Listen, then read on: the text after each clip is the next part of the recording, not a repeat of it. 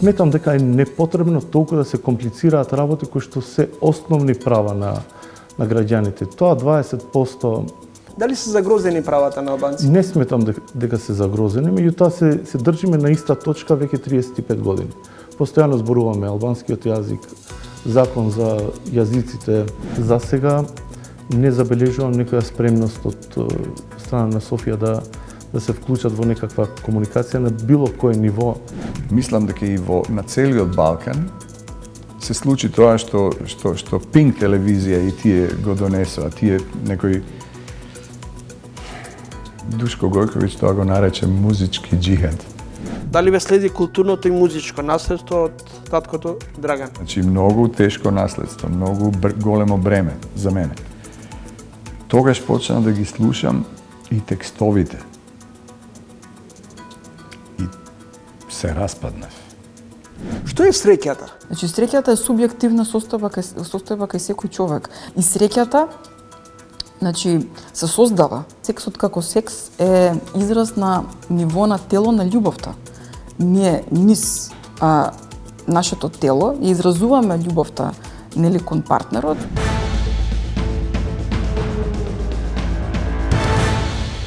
Го стартуваме новото издание на ТВ магазинот Трелинг. Вечерашниот соговорник е стоматолог кој беше министер за здравство во времето на владење на СДСМ и го замени актуелниот лидер на СДСМ Венко Филипче. Сега е прв вице-премиер и задолжен за европски прашања. Беким Сали, гостин во ова издание на Трелинг. Господин Сали, речиси 2 месеци сте на оваа позиција и можам да кажам дека уште на стартот влеговте во конфронтација со вашите владини партнери. Побаравте правосуден испит да се полага на албански јазик како втор јазик за користење во Македонија во внатрешниот правен промет. Премиерот Мицковски сугерира ова прашање да се реши со закон и примена на законот за јазици. Дали сте задоволни од ова решение? Чи вака, правниот дел, значи можеме да го дискутираме како ќе се реши тој проблем и тоа се враќаме на основата на проблемот, а основата на проблемот е Уставот кој што овозможува зборување и обраќање на мајчин јазик на сите граѓани на државата кон институциите. Во минатото се оставани делови во кои што се дефинирани одредени прашања да се решат со некаков тој закон или овој закон. И сметам дека тука се случуваат тие недоразбирање меѓу граѓаните, нивните барања, реални барања и институциите. Во овој случај правосудниот испит. Јас имам дадена изјава во јавност дека стојам на барањето на студентите, затоа што е тоа основно право, а начинот како ќе го решиме ние, тоа останува на експертите по уставно право, на експертите по правото и нормално и политичарите, ние кои што се грижиме за севкупниот спокоен живот на граѓаните во државата. За сега гледам дека има спремност за вакви измени на закони и адаптации, се што е потребно да се направи. Меѓутоа, дали ќе одземе време, тоа ќе видиме со тек на времето. Сметате дека ќе ви се излезе во пресред во однос на барањата? Значи, вака, во принцип, дали сметам или не сметам, тоа би требало да биде така, затоа што во изминатиот период, знаете, ние сме 35 години држава и сме биле соочени по време на албанците, биле особено како етничка група, соочени со одредени потреби кои што сакале да ги реализираат, а биле потребни десетина години додека да стигнат до финалниот резултат, односно до добивање на тоа право основно кое што го барале. И сметам дека разумот треба да биде пред тие правни, управни пречки кои што возможуваат користење на некое основно право кое што им припаѓа на сите граѓани без разлика. Меѓутоа вашиот колега министерот за правда ви порача придржувајте се и читајте го Уставот. Ние го читаме Уставот. Значи јас ќе повторам дека сметам дека Уставот го читаме на различен начин, затоа што и да е уставот со некаква насока кон одреден закон и доколку тој закон не бил добро прецизиран за да го покрие овој дел од барањето на студентите, мислам дека ние сме обврзани како политичари да најдеме начин како да им излеземе во пресрет на тие студенти. Затоа што тие се граѓани на оваа држава, студирале овде, и тоа студирале на факултети на кои што ние сме им дале акредитации, сме ги поддржали и ги финансираме како држава и на крај на денот не можеме да им ускратиме право на кој јазик они ќе се обратат во моментот кога они треба да бидат да го добијат круцијалниот момент на нивното студирање. Нели сертификат за полагање на државен испит во здравството или па правосудниот испит во правото. Ова не е прв пат да дојде до конфронтација на министри од вреди и знам. Ако меѓу вас во владината коалиција постои внатрешен анимозитет и разлики во однос на одредени значајни прашања, зошто мислите дека граѓаните би ви верувале во однос на политиките кои ги водите како влада, говорам? Во кој дел сметат дека не треба да веруваат? Затоа што ние имаме различни гласачки тела. Така да ние сме во коалиција меѓу 3 поголеми партии или коалиции внатрешни. Така да сите имаме ние различни гласачки тела, тие ни дале мандат за да представуваме одредена група, одредени интереси, одредени политики. Токму тука се враќаме на таа тема, дали ние уште после 35 години независност на државата се уште треба да збориме дали некој треба да полага на тој или на овој јазик. Мислам, дали таа табела треба да биде магистрален пат, треба да пишува меѓународни јазици, во овој случај англискиот, македонскиот, дали треба и албански да има или не, или па е локален пат во кој што има 20% албанци. Мислам, влезете од граница од Косово наваму, ќе се соочите со нејасна ситуација. Имате табела во која што пишува добро дојдовте во Македонија, во Република Северна Македонија. Потоа, доколку вие свртите во општина Чучер Сандево, таму не се албанците 20%, ќе имате само на македонски. Потоа продолжувате пат кон Бутел, општината Бутел, кај што има албанци, па таму пишува и албански. Сметам дека е непотребно толку да се комплицираат работи кои што се основни права на граѓаните. Тоа 20% ограничување... Загрозени ли се правата на албанците? Дали се загрозени правата на албанците? Не сметам дека се загрозени, меѓутоа се држиме на иста точка веќе 35 години. Постојано зборуваме албанскиот јазик, закон за јазиците, табелите вакви ќе бидат, пораките ќе стигаат на двојазичност, еднојазичност. Мислам, во принцип, како понова генерација, да кажем, на политичари, сметам дека ние треба како држава да одговориме на сите барања на граѓаните. Меѓутоа, не нарушувајќи ги столбовите на државност. Сметате дека има двојни аршини? Па и тоа и веќе го, значи, вака, дали има двојни аршини се основа на законите. Нели ние се повикуваме, законот е таков. Ама ние сме политичарите кои што треба да го адаптираме законот. Доколку нешто е усвоено пред 30 години, 20 години, а гледаме дека ни создава проблеми и такво чувство на секундарни граѓани или граѓани од втор ред, тогаш да го надминеме тоа.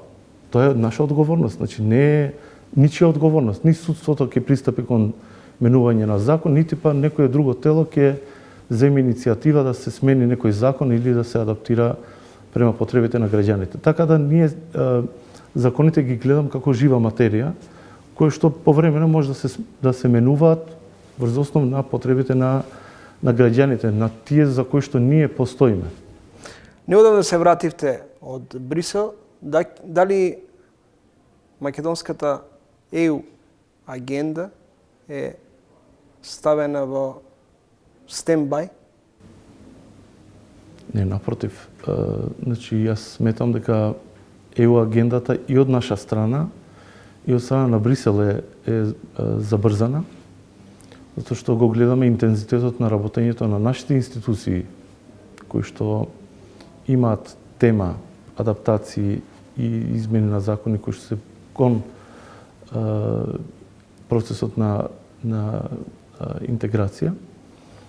И истото го видов и во Брисел. Значи, секоја изјава на тамошните фактори е во правец на поддршка, максимална поддршка за интеграција и на нашата држава, меѓутоа и на Западниот Балкан. Добро, поддршката од Брисел никогаш не била ставена под знак прашање.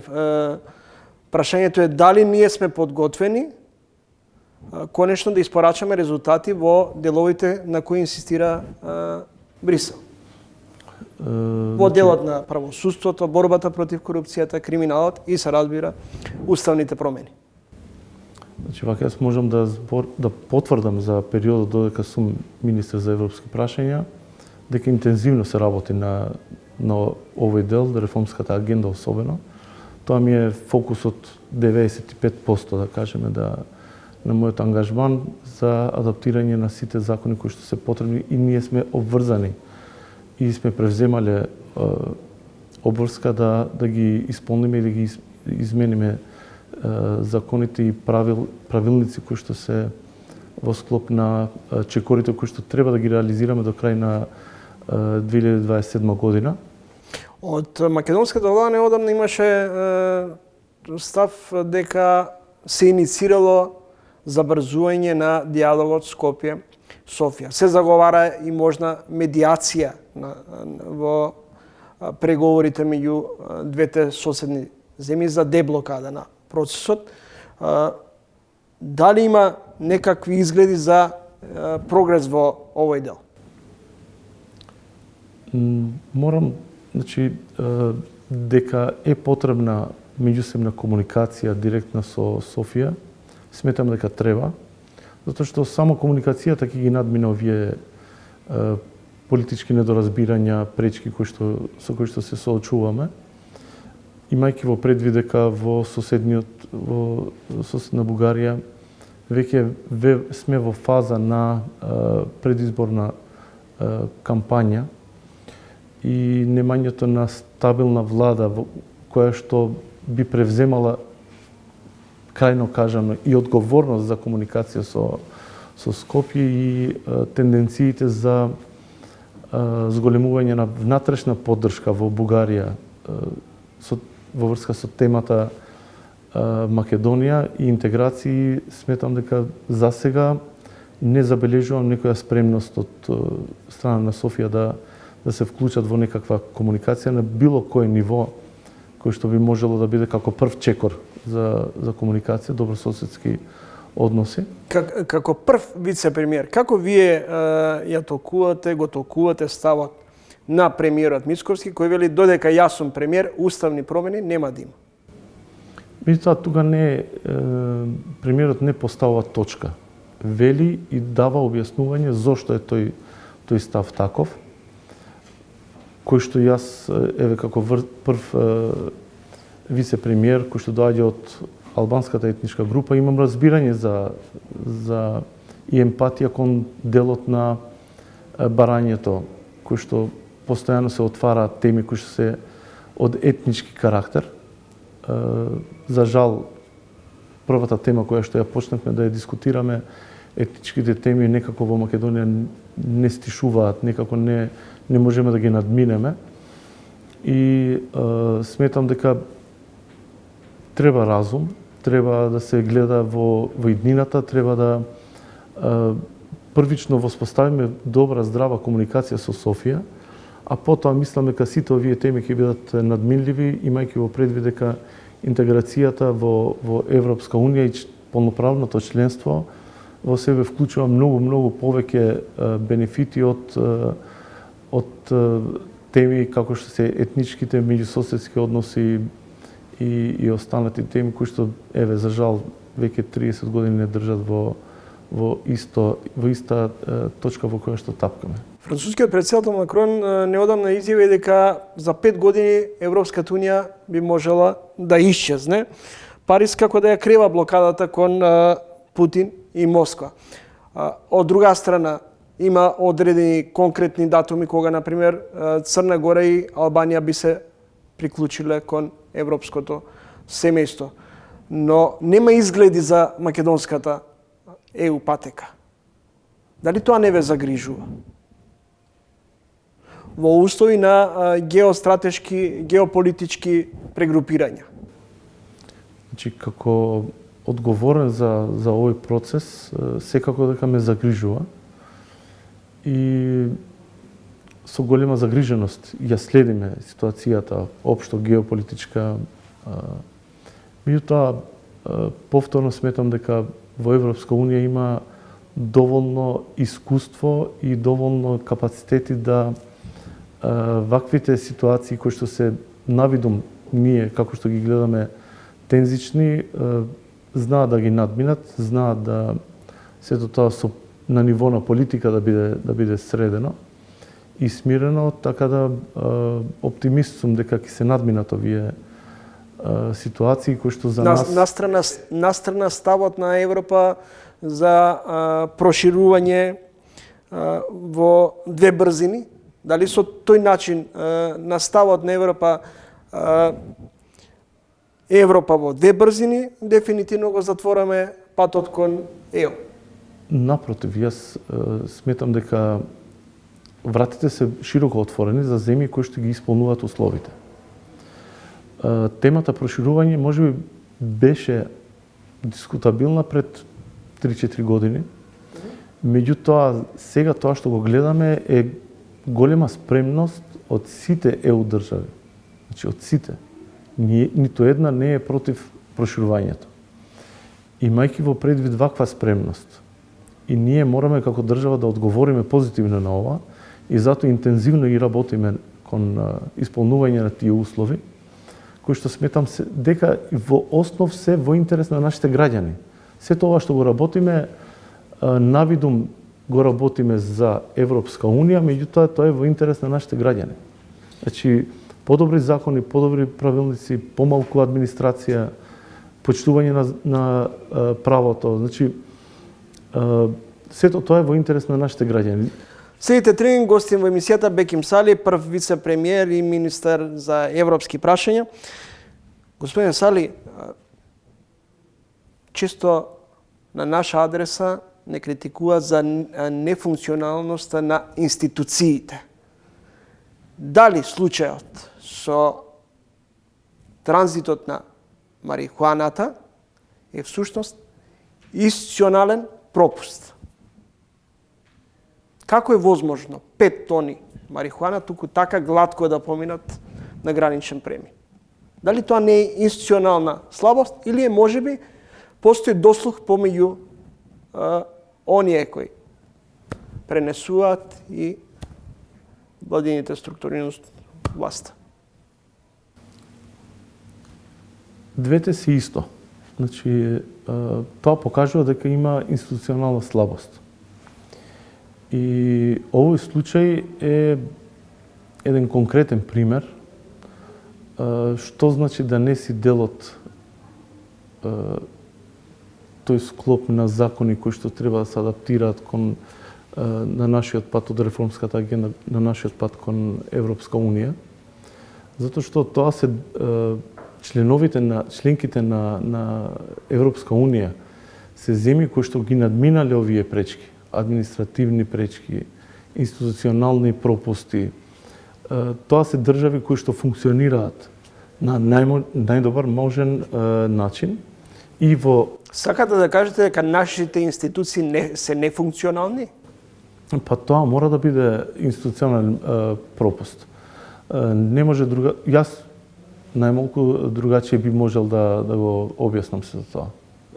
Затоа што количината е премногу голема и доколку е пренесена од еден транспорт, значи тоа е веќе институционален пропуст.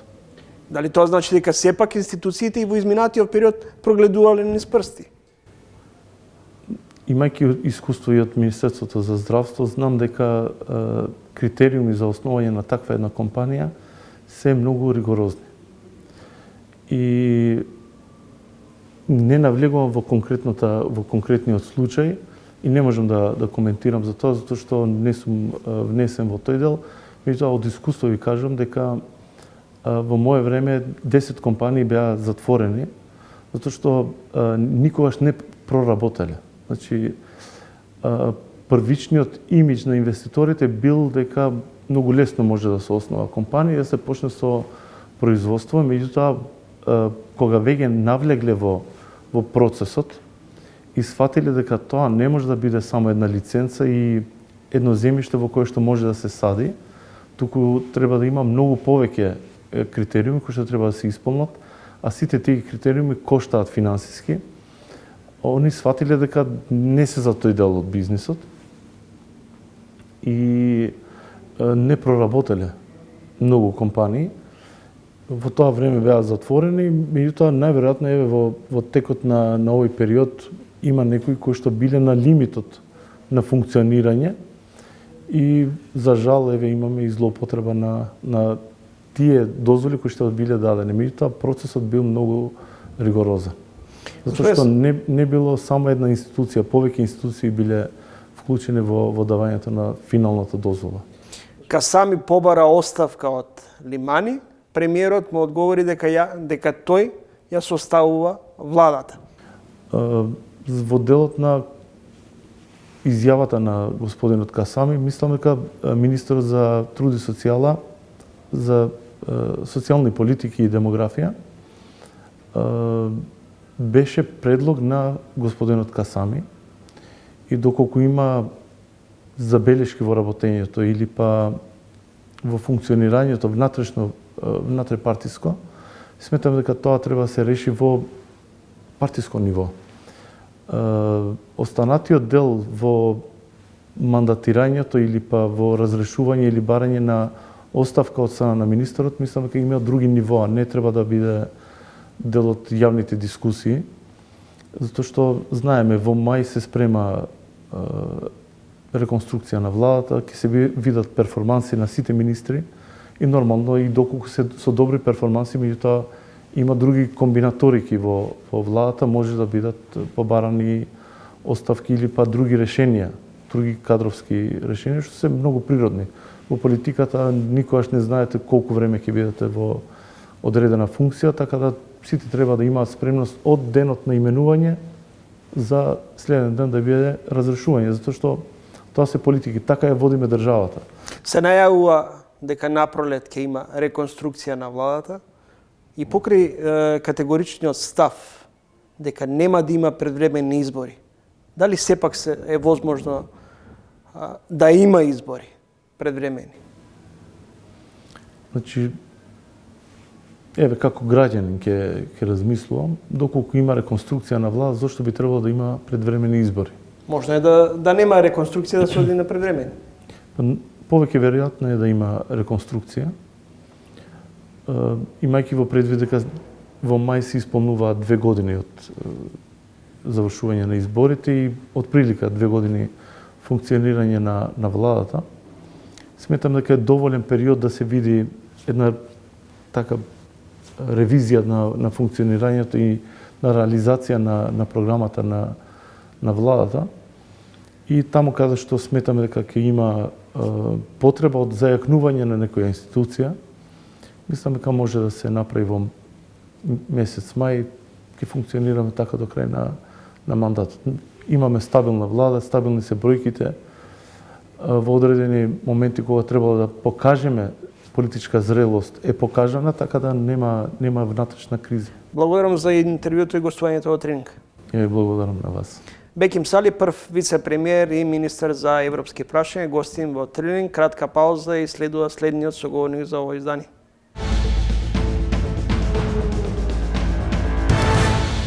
Значи, сексот може да обстојува како нагон. Мислам, тоа е нашата биолошка природа, дел од животинската природа ни е. Он може да обстојува како нагон, меѓутоа љубовта без сексуалност потешко обстојува.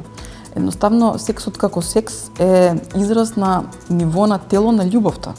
Ние низ нашето тело и изразуваме љубовта нели кон партнерот и нели се додава на тоа дека е биолошка потреба. Меѓутоа има и многу други значења и многу други функции може да има сексуалноста.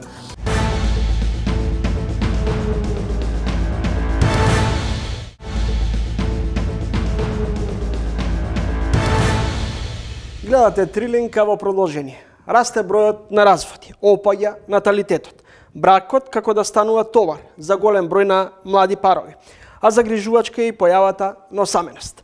Статистиката покажува поразителни податоци. Минатата година вклучени се бракови и е намален бројот за 1600 на 11.066, додека бројот на разведени бракови е зголемен на 259. Во ово издание на Трилинг соговорник е Дора Попова-Узуновски, психолог. Добре дете. Добро ве најдов, благодарам за поканата. Кои се причините за се поголемиот број на млади парови кои за релативно кратко време одлучуваат да се разделат и зошто често ескалира состојбата? Значи, комплексно прашање со комплексен одговор. Мислам дека една од причините прво е тоа што комплетно е променет моделот на партнерство и тоа што на голема мера веќе сме далеку излезени од тоа што беше некогаш традиционалниот модел на партнерство, каде што нели се подразбирало дека можеби жената ќе остане дома, ќе се грижи повеќе за домот, за семејството, за децата, а мажот ќе биде тој кој што ќе придонесува. И тоа е едната причина, меѓутоа друга причина во како дел од тој еден комплексен сет, како да го кажам, на причини, ајде не знам, е баш тоа што од една страна, значи се уште се преферира тој традиционален модел, а од друга страна општествениот контекст воопшто не го дозволува. Општествениот контекст прво веќе гледаме што се случува нели со инфлацијата општо во светот, кај нас во Македонија, во Европа и секаде, и не е можно веќе само еден од партнерите да придонесува. Се повеќе се појавува потреба двајцата партнери да придонесуваат и финансиски и нели секако во било која смисла, а од друга страна пак товарот во однос на домот и на семејството повторно станува само на жената. И сега жената има две обврски: и да оди на работа и да придонесува финансиски, и од друга страна плюс да се грижи за домот, а некако на мажот му остана таа нели навика само он да придонесува за домот финансиски, меѓутоа се уште е помала грижата во однос на домот. Не мислам дека тој тренд не се менува. Мислам дека се менува се повеќе. Мажите почнуваат да работат на себе, значи и се зголемуваат и бројот на клиенти, значи на мажи, и секој еден маж кој што седнал да работи на себе, дали преку психотерапија, дали коучинг, дали решил да се информира, да гледа подкасти, да чита книги, секој еден маж успел да си го спаси бракот. Нормално, ако причината се разбира не е во него, односно ако причината нели ако двете страни секогаш сакаат да работат, брак, врска ќе опстане. Меѓутоа кога една од страните повеќе не сака да придонесува да работи или не сваќа дека промена се случува во контекстот, тогаш за жал или едната страна за секогаш ќе остане да трпи да биде жртва, или едноставно тој брак ќе се распадне на некаков начин. Бидејќи велите дека традиционалната слика за семејство е изместена, дали кога бракот станува под наводници товар, е неопходно развод? Значи, вака, товарот на нас не е секојдневие. Ние секојдневно се соочуваме со некакви ситуации кои што не тератат, кои што не товарат. Меѓутоа, прашање како ги разрешуваме тие ситуации. Не може да не се појави тешкотија, не може да не се појави предизвик во бракот или во врската. Тоа е нормално, меѓутоа, како ние тоа го разрешуваме? Проблем станува кога нештото не се разрешува или кога само се таложи. На некој начин се таложи под тепихот, што се вика, или едноставно имаме невидлив слон што седи во големата соба. Знаеме дека слонот е тука, знаеме дека ни пречи, меѓутоа не се разговара за слонот. Комуникацијата, значи е клучна. Комуникацијата е клучна во односот меѓу партнерите. Најчесто проблематичната комуникација, недоразбирањата, различните потреби придонесуваат за такви кризи или до развод. Меѓутоа, тука сакам нешто важно да кажам. Секогаш во една врска и во еден брак, кога на некој начин ќе се постават улогите премногу ригидно, секогаш доаѓа до криза. Кога долго време ние се наоѓаме ригидно во една позиција, например, јас да се грижам само за домот и за семејството, а сопругот, нели, например, само да придонесува финансиски, кога долго време сме само во таа една позиција, ќе се случи криза неминовно. Зошто? Бидејќи природна потреба на човекот е постојано да креира и да се менува. Мислам, Пантарей е многу стара, нели, изрека, се тече, се менува. И фала Богу дека во одреден период и децата веќе ќе почнат да растат, мајките да не се толку многу потребни и таа жена ќе мора да најде нешто друго да прави.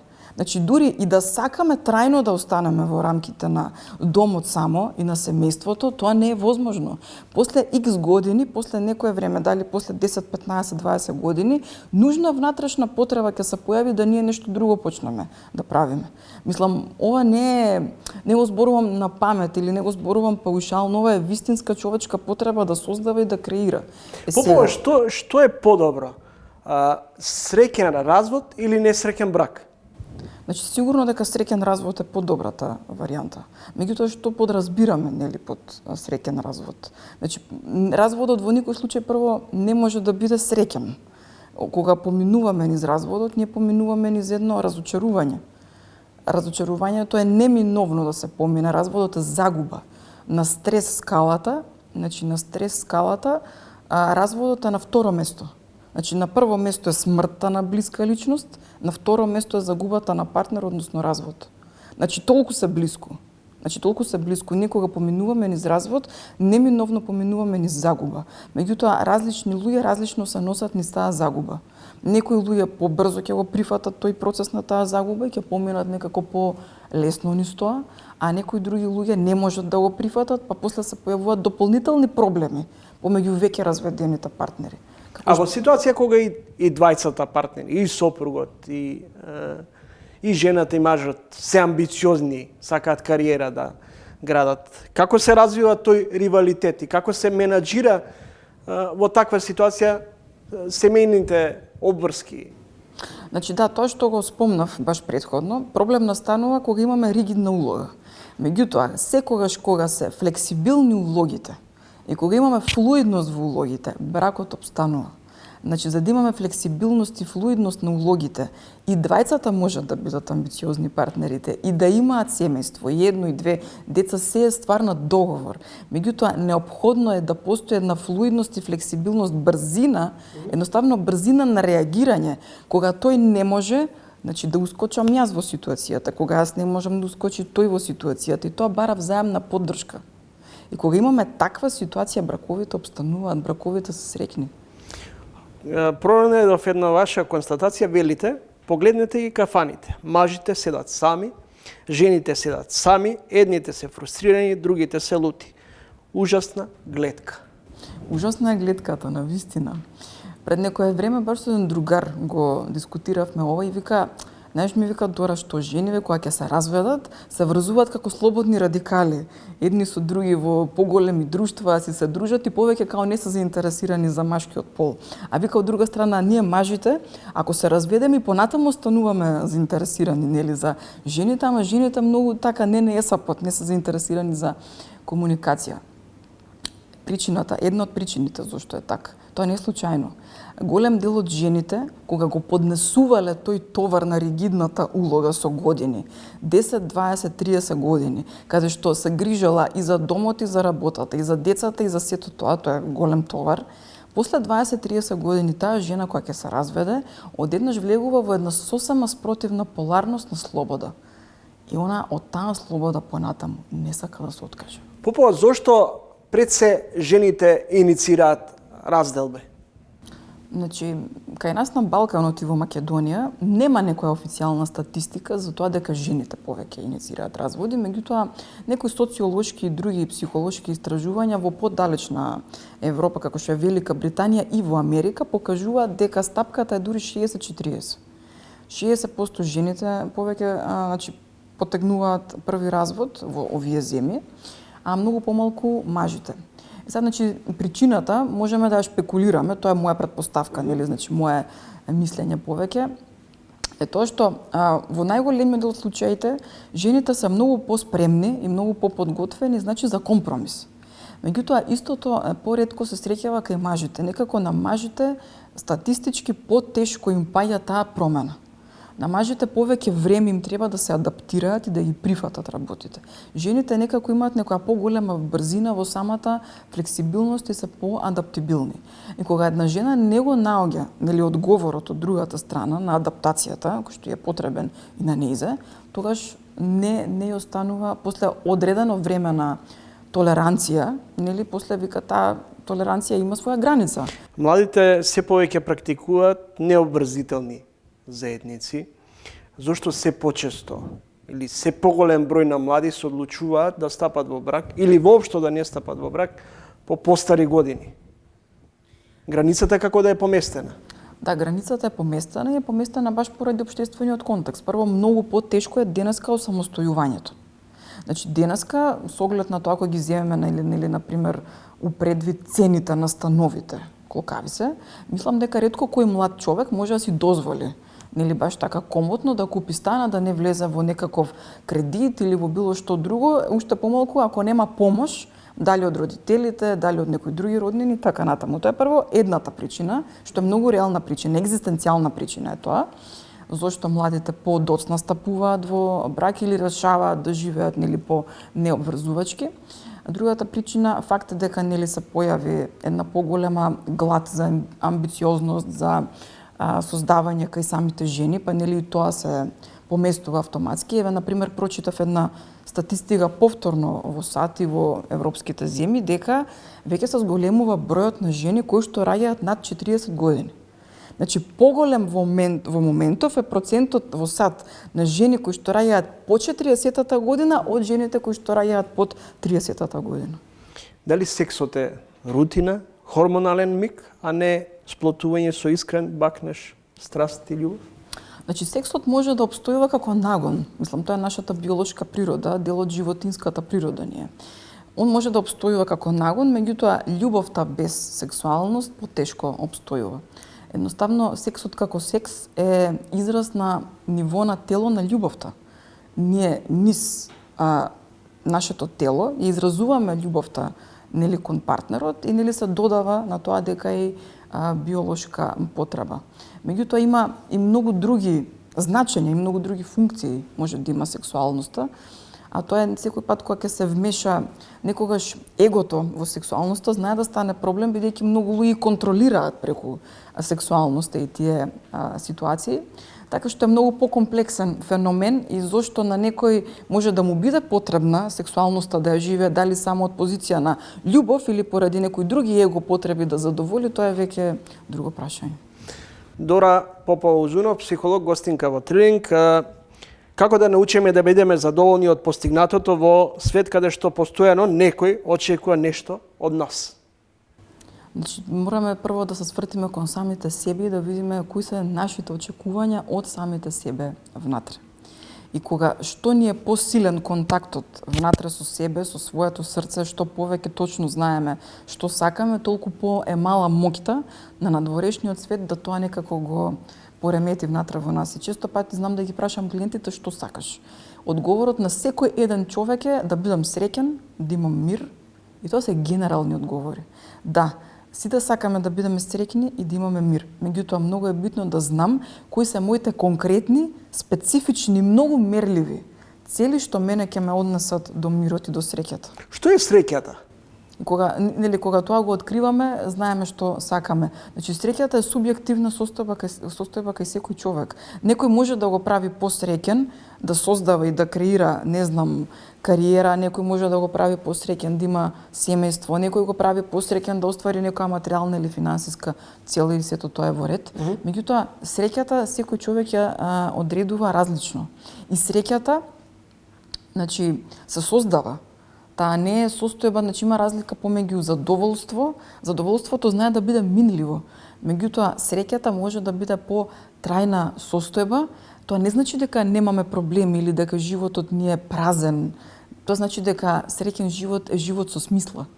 Една пријателка пред некој ден ми кажа: не се плашам од тежок живот. Се плашам животот да ми биде празен, без смисла. Кога животот е потежок, имаме повеќе предизвици, меѓутоа ја знам крајната цел и смислата која што сакам да ја остварам, нели, од сето тоа, животот добива среќна нота и станува по-лесен за живење. Авторка сте и на неколку романи Превртена љубов, Синиот час и Ѓаволот има убаво лице. Вашите романи изобилуваат со високо драматични и проткаени психоаналитички анализи и реторика. Сакате постојано да ги анализирате, да правите психоанализа на ликот или делото на одредена личност? Тоа е на исто при разговор со една моја блиска пријателка, еднаш ми рече: знаеш дека сите ликови во романот си ти. Дека уствари тоа се сите твои некако подличности кои што се собираат внатре во романот, и тоа е едно нејзино интересно гледиште. Меѓутоа, сигурно дека инспирацијата е исцрпена од некакви реални доживувања и така натаму во моите романи. Меѓутоа, пак ќе нагласам, значи романите ги напишав во многу помлада возраст од сега. Може би цела една деценија е помината од мојот прв роман, кој што го издадов, нели, на 25 години, сега веќе имам 34. И меѓутоа, инспирацијата за романите секогаш што ми ја црпела дали од реални ситуации и од луѓето пред се.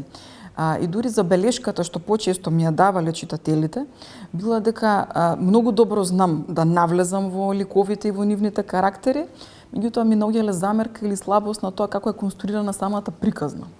И добро, искрено ја прифаќам забелешката и критиката, бидејќи нели повторно не би можела можеби толку добро да искреирам приказна како што еден книжевник би можел, меѓутоа јаката страна нели на романите е повторно таа аналитичка нота што ја има во ликовите и се длабоко некако детално опишани нивните карактери. Како Дора Попова Узуновски во овој динамичен ритм на живот, наше секојдневие, се вклопува во партнерскиот живот?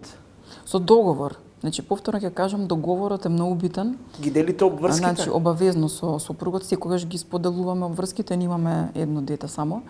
И многу е важен договорот. И повторно ќе кажам, таа флексибилност и флуидност во секојдневието. Значи, ако не можам јас, да помогне тој. Ако не може тој, да помогнам јас. Многу е битно да постои еден брз одговор на барањето во секојдневието. Ако ние влеземе со отпор, не можам сега, тешко ми е, не, ако постојано бидеме во тој еден отпор на не, почнуваат калемите почнуваат проблемите да се калемат еден по еден. Значи, многу е важно да имаме брз одговор, брзо да знаеме да реагираме и значи да си помагаме еден на друг. Благодарам што издвоивте време и гостувавте во Тренинг. Благодарам уште еднаш за поканата. Беше задоволство. Дора Узуновски Попова, гостинка во Тренинг, психолог.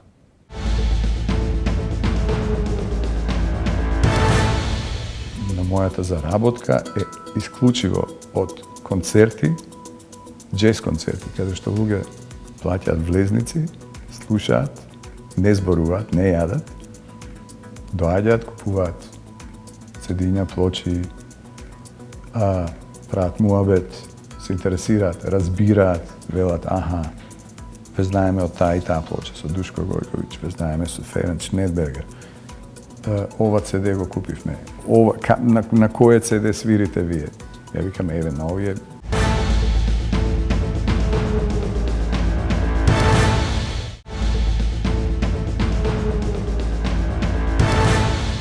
Кога си сама, кога си тажна, кој ли те вика пролетен свет? Кога си сама, кога си тажна, моите желби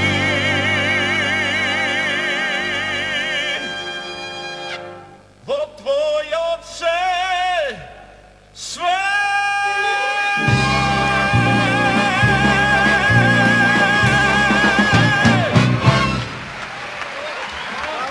Ова е шпата.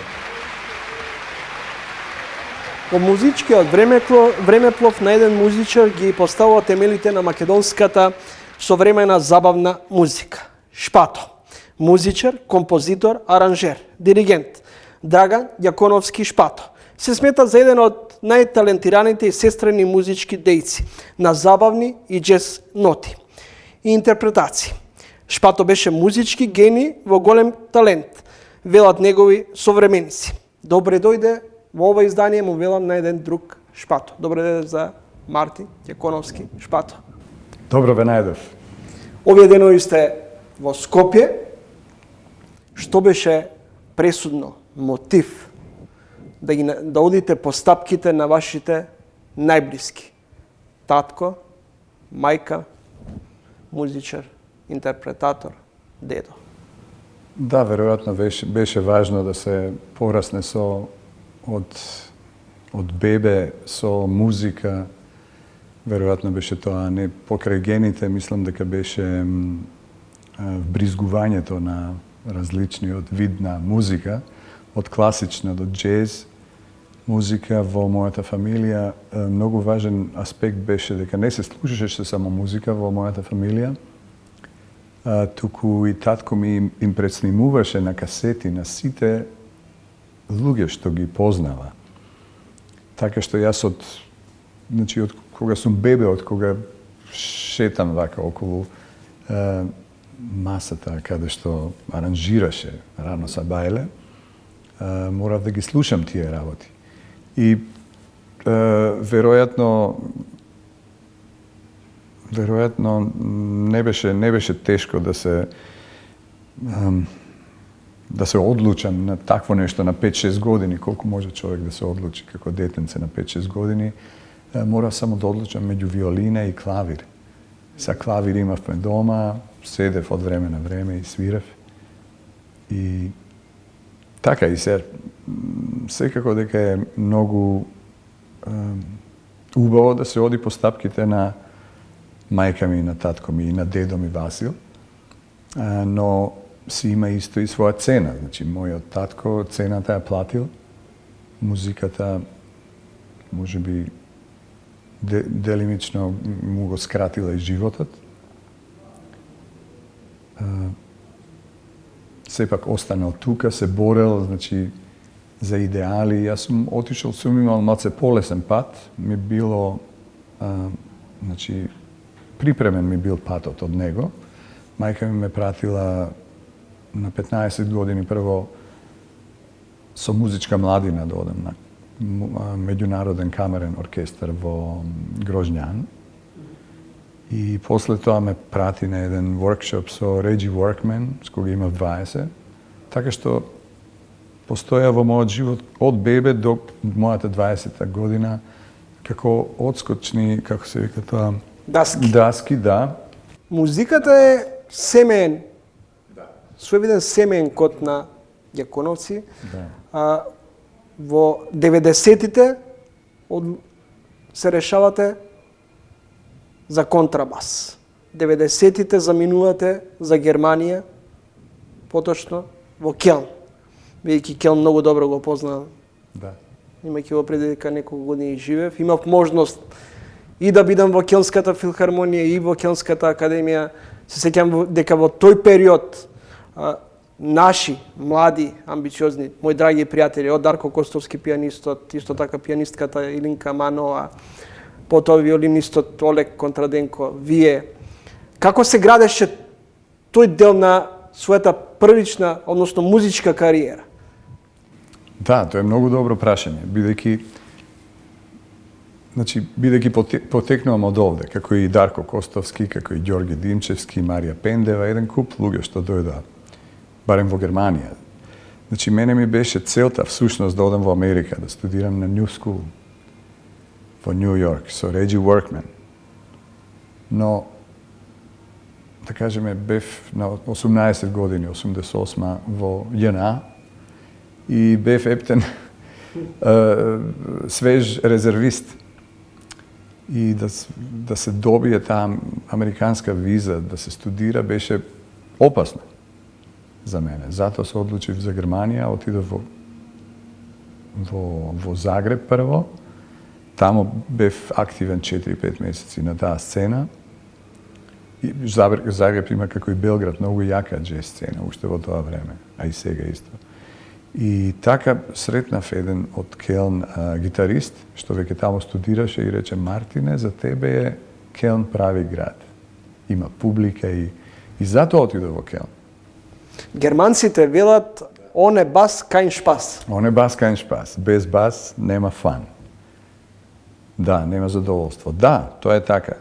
Секако дека беше многу тешко како македонец или како екс-југо, безобзирно дали би бил од Србија или Хрватска, да се пробиеш низ тој обрач што германците и сличните на нив го има затворено. Беше затворена сцената. Јас директно од Загреб во Келн отидов. Вие во едно интервју велите да не бев од Балканот и предрасудите кон него. Да.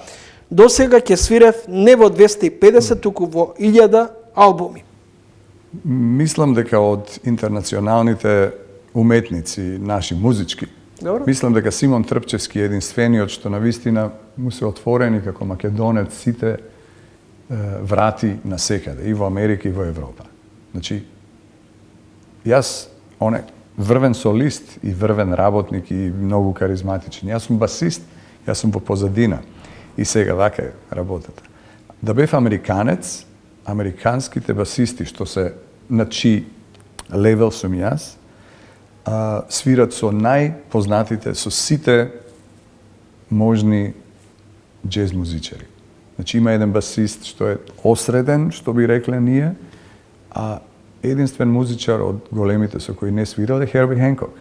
Предпоставам надвор од границите од Македонија нема ова е мамино или е татино дете. Да, нема, не. Тоа е многу ретко. Тие се навистина под дрил и се врвни, како и Колунџија и како и нашите, нели? Тие што потекнуваат. Но има еден куп талентирани луѓе и тие кои ќе се фатат за еден инструмент, го работат до срж, мислам, и успешни се. И затворен е кругот. Да бев американец во тоа време, значи 90-ти години. Јас од 84-та свирам контрабас, се префрлив од виолина на контрабас, кај професорот Велко Тодевски на средно музичко, и онда после војска почнав со академија, но видов дека беше малце абсурдно тука за некои неважни предмети се повторуваше година или така нешто, нема те пушташе некој неважен, навистина, што нема врска со музика. 91-а, кога отидов тамо, веднаш се запишав, значи, и мислам дека школата не е за да научиш нешто ти многу тамо, пошто јас бев поткован многу добро, пошто јас отидов со 300-400 джез стандарди веќе во главата. Значи, една книга веќе во главата на памет. А тие германската сцена во Келн поготово, бидејќи тамо беше школата, на школата се свира 20 до 30 стандарди. Тоа се джез композиции што потекнуваат од Бродвеј или од познати уметници во светот на джезот. 30, 35, секогаш се повторуваше тоа. Сега, кога си ти пораснат од бебе со Singers Unlimited, со Stan Kenton, со Sarah Vaughan, со Frank Sinatra, со Ella Fitzgerald, поготово Singers Unlimited, што исполнуваат од многу различни композитори и жанрови, повеќе гласие, значи аранжирано, врвно од Gene Perling, кога си пораснат со таа музика, а таа музика беше омилената на татко ми и стана и моја омилена. Ти си поткован, ти одиш тамо, ама не се фрустрираш, само си мислиш, добро, окей, сега да видиме. Имам репертоар. И поткован сум, потекнувам од музичка фамилија, значи би требало се да биде окей. Сепак е затворен обрачот. Што мене ми помогна е не колку сум јас добар или поткован, туку колку сум благодарен за тоа што го имав тамо, што се отворија вратите, колку бев значи, јас во Келн ја видов джез сцената, ама јас сакав да знам каде сум стигнал. И јас и историјата на Келн ја изучував. Зошто е тоа така? Зошто е карневал? Што прават на карневал? Зошто е од левата страна се вака, од другата страна се шелсик, погрешна страна, бидејќи тамо дошле швеđаните, протестантите, а правата страна кај што карневалот се римјаните. Значи, се тоа ме интересираше, бидејќи реков, окей, тука живеам, сакам да знам со кој си имам работа, зошто е тешко да се влезе. Значи, така, многу интересна работа и сега мислам дека ги знам. Вие во една прилика велите дека во Германија, а и на западот, во најголемиот дел од западноевропските земји, се живе од музицирање и партиципирање на големи концерти. Да. Да, значи јас имав среќа, освен додека студирав, што се придружив на еден cover band, тоа е како Top 40s band, каде што свиравме Майкл Джексон, Фил Колинс, такви работи, за добри пари. Значи, тоа беше единствено каде што свирав во таков Top 40 band да заработам пари. Тоа се вика као гала бенд, нели, ивентс, такви работи. Остатокот на моето на мојата заработка е исклучиво од концерти, джез концерти, каде што луѓе плаќаат влезници, слушаат, не зборуваат, не јадат, доаѓаат, купуваат цедиња, плочи, прават муабет, се интересираат, разбираат, велат, аха, ве знаеме од таа и таа плоча со Душко Гојковиќ, ве знаеме со Ференц Шнедбергер. Ова CD го купивме. На кој CD свирите вие? Ја викам, еве, на овие. Јас немам своје CD, нели? Јас музиката на татко ми и својата музика почнав дури да ја работам под своје име кога почнав да доаѓам тука почесто негде. 17-18. Мартин Ѓаконовски Шпато, гостин во Тренинг. Често сте на релација Келн, Скопје. Како ви изгледа културната македонска сцена кога ќе дојдете? И особено Скопје. Да. Дали Скопје може да биде град на културата? Да, да. Во меѓувреме, да. Кога си отидов од овде, единствена музичка манифестација во врска со джезот беше джез фестивалот. Скопје джез фестивал. Имаше Куманово, Штип. Од време на време нешто во Куба Либре и Джезин, нели во Охрид. Така, полесна шема, не... Знаете како е. Кога свириш во кафулиња, луѓето зборуваат. Не те слушаат. Не дошле да чујат. Кога ќе платат влезница во Даут Пашин Амам, во Салон 1919, тогаш може би слушаат. Тогаш дошле да слушаат и некултурно ако зборуваат. Во меѓувреме има многу кафулиња каде што се уште се свири, се уште има останато. Тоа е останато, на Балканот е така. Ми се чини дека во Србија е слично. Се зборува. Но, што се случи во последниве 10-15 години, многу важен аспект беше што Ален Хаджи Стефанов од Нью Йорк со татко му дојдоа и го отворија Jazz FM радио. Тоа не постои во Европа скоро никаде. Swiss Jazz Radio, има нешто British и иначе не. Значи тоа што го имаше Скопје од пред 15 години, тоа беше револуција. Да се шеташ низ Скопје и да уклучиш во кола, например, радио и да слушаш джез 24/7. Тоа е нешто, тоа е многу појако од Скопје джез фестивал, кој стана онака джез фестивал на мода, не знам, доаѓа некои луѓе што немаа врска со джез и така натаму. Поминаа времињата на Скопскиот джез фестивал кога доаѓа луѓе што на вистина ги мешаат картите во музичкиот свет. Така, може би сум јас Не, јас всушност се... Дали се испровинционализира културата, музиката? Знаете што, Душко Гојковиќ е некој што многу почесто бил на релација Минхен-Белград, отколку јас Келн-Скопје. Значи, јас до пред 8 години доаѓав еднаш, 2 пати во годината овде. И мислев дека знам што се случува. Доаѓав во април и во октомври. Па подоцна доаѓав само на лето. Па приватно имав турбуленции, па почнав да доаѓам почесто и така, ама ова што го прашувате, мислам дека и на целиот Балкан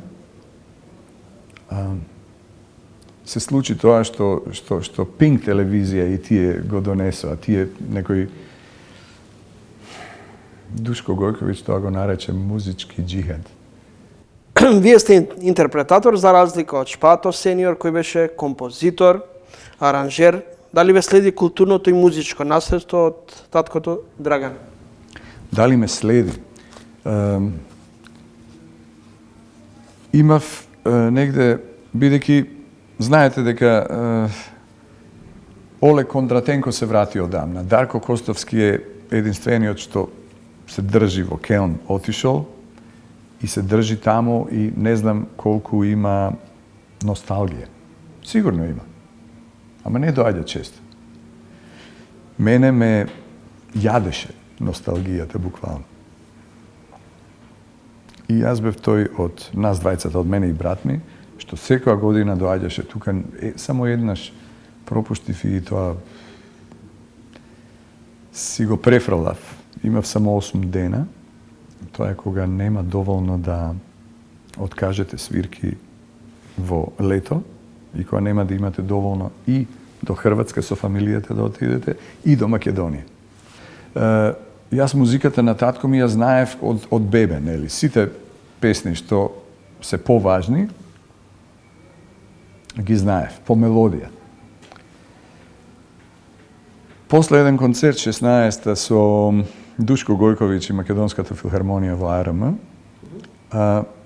тогашната директорка на филхармонија Маја Чаначевиќ ме праша дали би сакал нешто 2017 да направам за татко ми. По чест на татко ми. И реков добро, во ред. И траеше многу долго тоа, бидејќи морав да одлучам кои композиции од татко ми да ги исполнам, да оставам некој пријател мој да ги аранжира, а што да бидат оригиналните аранжмани. Пошто сепак е big deal, нели? Јас го презентирам татко ми во неговата земја, каде што тој ги оставил, животот го оставил, така? Значи, многу тешко наследство, многу големо бреме за мене. Тогаш почнав да ги слушам и текстовите. И се распаднав. Значи, јас се распаднав. Текстовите беа точно тоа што сите тие години кои ги поминав горе ја осликуваа мојата состава. Значи, јас отидов горе да живеам од музика и на крај музиката на татко ми, текстовите и композициите, мелодиите, ме вратија назад во Македонија, всушност. Да не го направив тој концерт за татко ми. Мислам дека до ден денес нема да ги знаев текстовите вистински, што е мислено. Текстовите се на Благој, на Ѓоко Ѓоргиев, најчесто, и на Благој Стефановски. Многу тешки текстови. За мене беа многу тешки. Возев на кај школата во Мајнц, каде што бев доцент, и слушав и ронев солзи.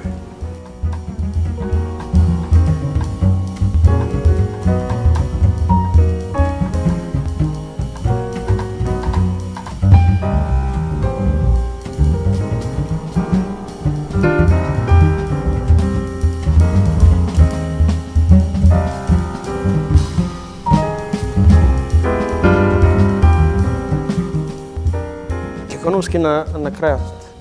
Кога концерт во Скопје? Следниот концерт ќе биде со Танос, му го заборавив презимето. Нешто се најавува за напролет. Акордеон, да, на 25 април на Скопје Сити Фестивал и Гент Руши на клавир од Албанија, значи од Атина и од Тирана и јас од Скопје. Мешан програм, така гледате без, значи хармоника, контрабас и клавир. Интересно. До сега не сум имал таков состав. Ви благодарам што издвоивте време во овие неколку денови додека сте во Скопје да ми гостувате во емисијата, ми беше задоволство. Ви благодарам и мене ми беше големо задоволство. Мартин Дјаконовски Шпато, гостин во ово издание на Тренинг.